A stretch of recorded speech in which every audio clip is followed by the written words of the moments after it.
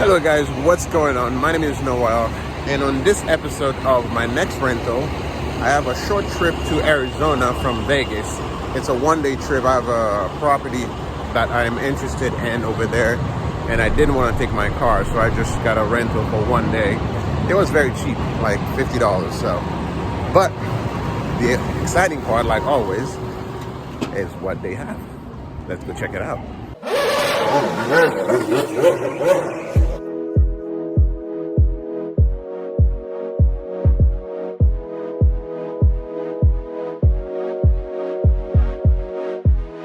So since I'm an Emerald member, so these are my options right now. So I have a Malibu, and a RAV4. I may be coming back with that RAV4, or I can do this Miata. Wait, that is not. Is this one of the options? The Miata? Okay, so the place that I'm going is actually off-road. And I was interested in possibly getting the RAV4.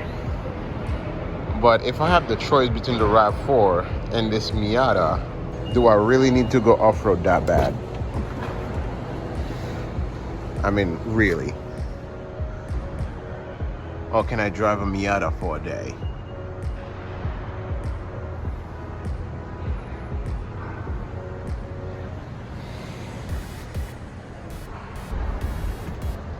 Like, come on. When is the next time I'm gonna have the chance to have one of these?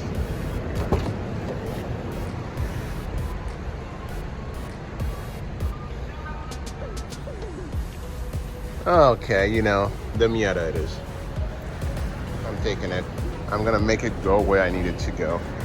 What's the mileage and the year on it? So I see how many people are gonna be mad if I scratch it. It's a 2020. Look at that, 2020. So it's not even a new one. So it probably has like 100,000 miles on it. So if I, if I get a little scraped up somewhere, I don't think anybody's gonna come looking for it. I mean, look at that.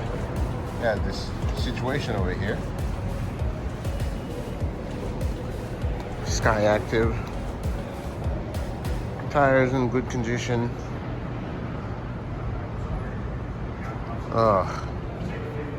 I really should be getting it.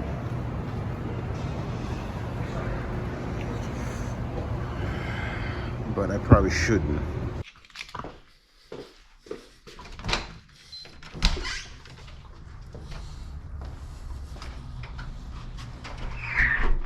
I can't believe I'm saying this, but unfortunately I did not go with the Miata.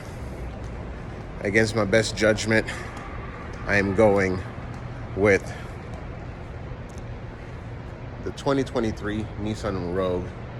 It's the SV all-wheel drive because I need it, and better safe than sorry. The Miata is gonna have to wait for another day.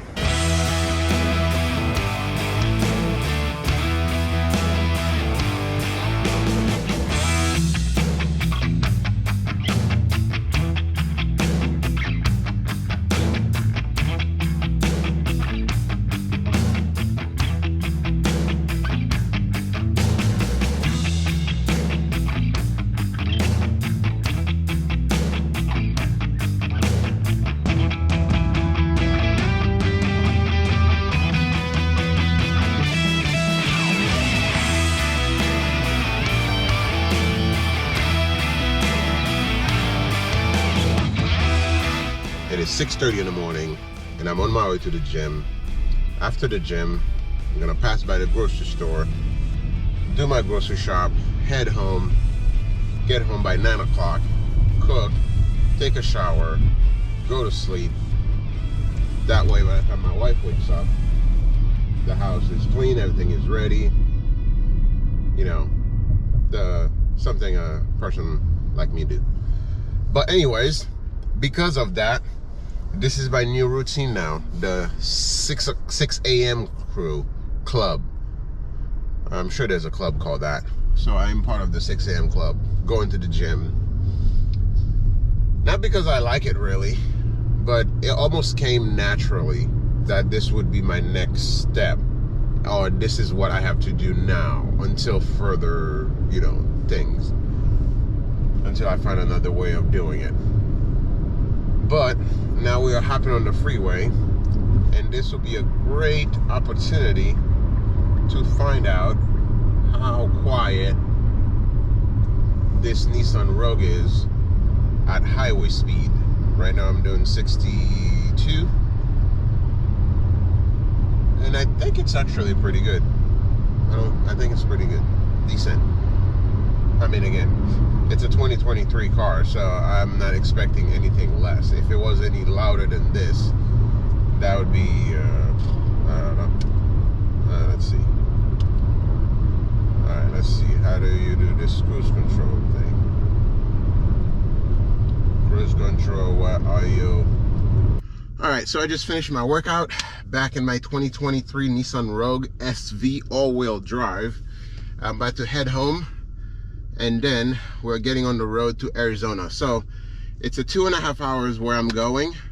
I'll probably be in the area for about 2 hours, and then I'll be heading back home to Vegas. So I have it currently right now on eco mode, which on the way to the gym, I switched it to eco mode and I almost didn't make it to the gym, which means the thing got so slow. It was like a turtle. I was trying to push it and it was not going anywhere. So eco mode, if you never expect to have to get out of any kind of trouble, then eco mode is your thing. But beside that, I would say avoid it at all costs, because you are not merging into any highway or get in and out of anybody's way or trouble for that matter by any means on eco mode. So just don't do it.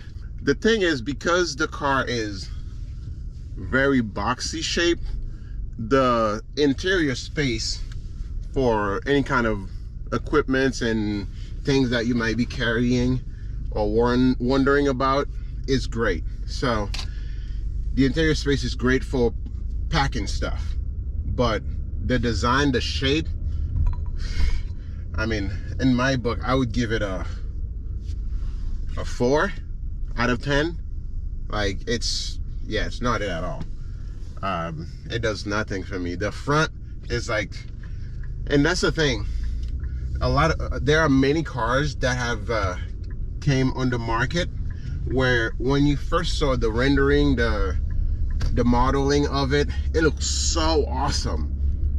And then when they make it, even though they make it to the, like, as close as possible to that look, they're just something that it doesn't look the same in real life.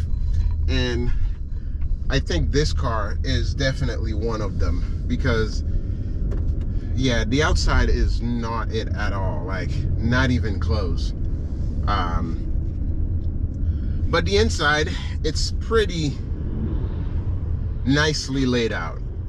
I mean, yes, I have a pretty long hood in front of me and a dashboard that serve no purpose at all. I remember back in the days when dashboards, you know, you used to be able to put like a lollipop, your wallet, a phone, map, anything. Nowadays, you just have dashboards that are useless. What's all this real estate for nothing? No use. Zero. I don't know. I don't get it. I don't get it. Apart from that, this screen right here is, it's all right. Pretty standard, small, typical. Let me plug my phone real quick so we can see what the, I mean, not every car have Apple CarPlay, so it looks the same on every car. That is a pretty standard all the way around. The screen, I like it because it's not too tall, so it doesn't obstruct my vision to the road unless I'm driving from back here. It's really low down, so that is a plus. Down here you have, you know, left air con, right air con, sync, AC, you know, simple, easy. It looks like soft to touch buttons at the bottom, but they're actually, you know, you can feel the feedback on them, so that's good. But again, there's not too many options. The thing is, this car is an SV, which in Nissan trim levels, it's not necessarily the top of the line, although it has, you know, all the features that I can think of, except for a sunroof or panoramic sunroof. I'm sure that's probably two of the things that differentiate kind of like the top of the line between the first and second, is one probably has a regular moonroof and the other one has like the panoramic or second thing in the back. But regardless, the inside is fine. I have lane keeping assist, all the safety features, adaptive cruise control, light, this, I mean, it has everything.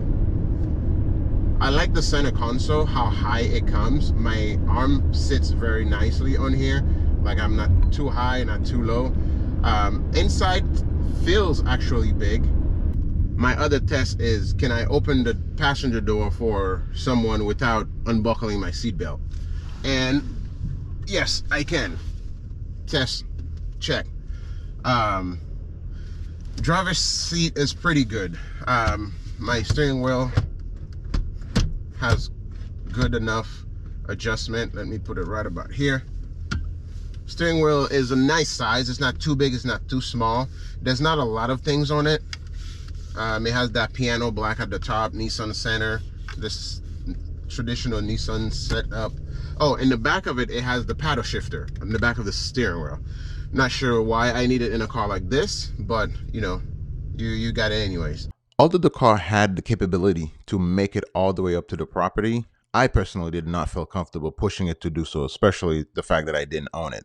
So I met up with the real estate agent and left the car halfway up the dirt path, and we walked the rest of the way up.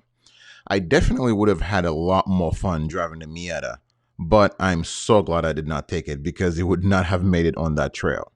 In conclusion, the Nissan Rogue is a great car and it has great capabilities, even more so the all-wheel drive version. There's just something about it that it's just not the car for me. Although in the past I've owned multiple Nissan. One of my favorite cars were the 1998 to 1999 Nissan Maxima. I had 3 of those cars and I loved every single one of them. But if you have a Nissan Rogue 2023 or a year like it, I'm pretty sure you'll love it. And there's nothing not to love. It's a great car. I'm so glad I tried it. It got me there and back safely, and that's all that matters.